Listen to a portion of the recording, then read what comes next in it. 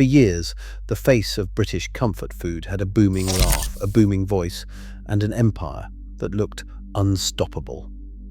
Antony Worrall Thompson was everywhere. On television, in glossy magazines, on restaurant signs across London.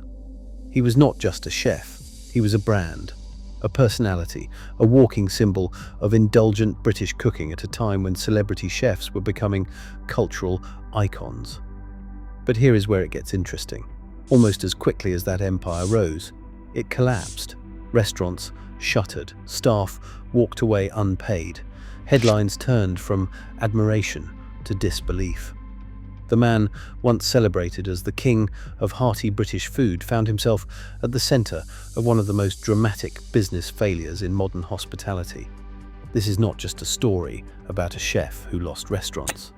It is a story about ambition outpacing discipline, about fame blinding fundamentals, and about how the same traits that build an empire can quietly tear it apart.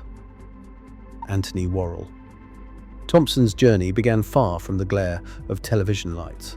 Born in London, he received classical training and worked his way through respected kitchens.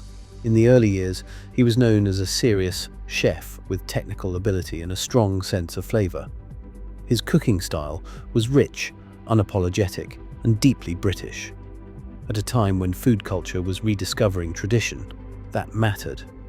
His big break came with the opening of his first successful restaurants in London.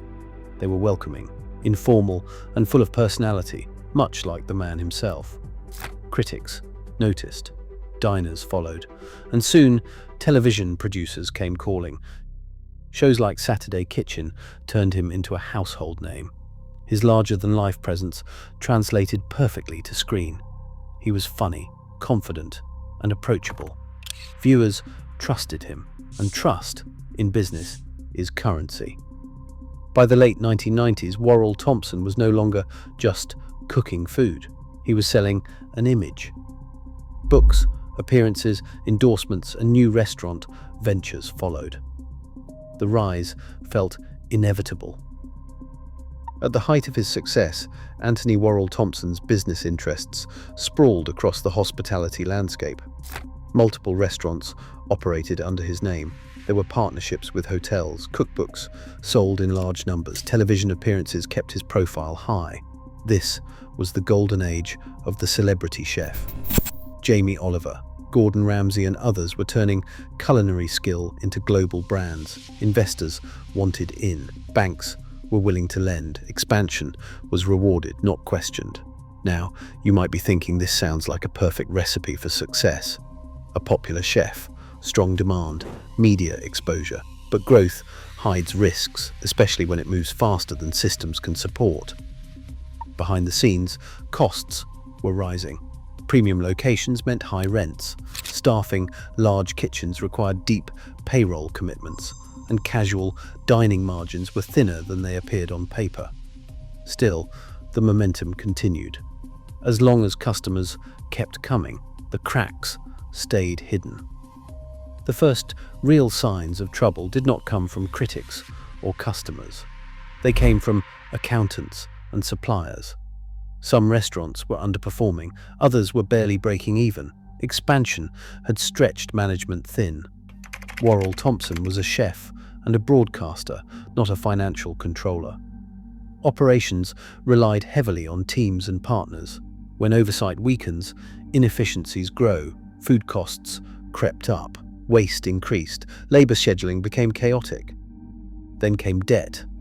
Loans taken during the good years now demanded servicing. When one restaurant struggled, it put pressure on the rest of the group. This is a common trap in hospitality. A single weak link can drag down the entire chain. But here is the twist. Publicly, everything still looked fine. Television appearances continued, the brand still felt strong. To the outside world, the empire was intact. Inside, it was buckling.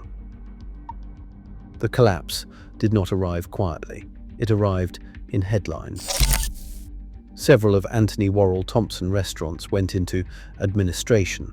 Staff reported unpaid wages. Suppliers claimed they were owed significant sums. The chef, who once symbolized generosity, now faced stories of financial mismanagement. The reputational damage was severe. In hospitality, trust is everything. Once lost, it is difficult to rebuild. Customers hesitate. Partners walk away. Media scrutiny intensifies. As if the business crisis was not enough, personal controversies added fuel to the fire. These moments shifted public perception from admiration to disappointment. The narrative changed. This was no longer about a struggling business. It was about a fallen figure. Worrall Thompson attempted to pivot. He stepped back from some ventures and focused on media work and smaller projects. But the scale was never the same. The era of empire building was over. Before we go further, please like and subscribe. We want to hit 5,000 subscribers this week. Now, let's move on with the video. The aftermath of the collapse was sobering. Many of the restaurants closed permanently. Employees moved on. Investors absorbed losses. The name that once opened doors now carried baggage. Yet, Antony Worrall Thompson did not disappear completely. He continued to cook, to write, and to appear occasionally in public. But the power dynamic had shifted. He was no longer the center of the British food conversation. In interviews, he acknowledged mistakes, too much expansion, not enough control, trusting the wrong structures. In many ways, his story mirrored others from the celebrity boom years.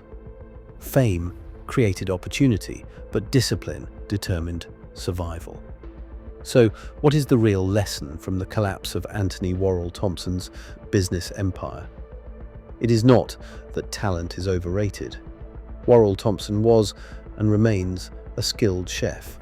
It is not that ambition is dangerous. Ambition built everything he achieved. The lesson is that business fundamentals do not care about fame. Cash flow matters. Oversight matters. Sustainable growth matters. In the restaurant industry, margins are unforgiving. Every new location multiplies risk. Every brand extension demands strict structure. Without strong systems, even the most beloved names can fall. But wait, there is more to this story.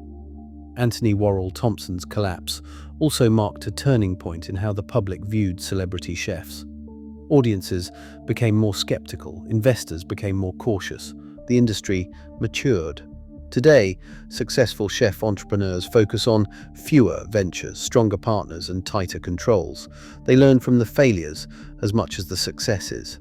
In the end, the collapse was not just about one man, it was about an an era when personality could outrun process, when expansion was celebrated without question, and when the cost of overreach was paid quietly by those behind the scenes. Antony Worrall Thompson's story reminds us that empires are not built on visibility alone. They are built on invisible discipline, and when that discipline fades, even the loudest success can fall into silence.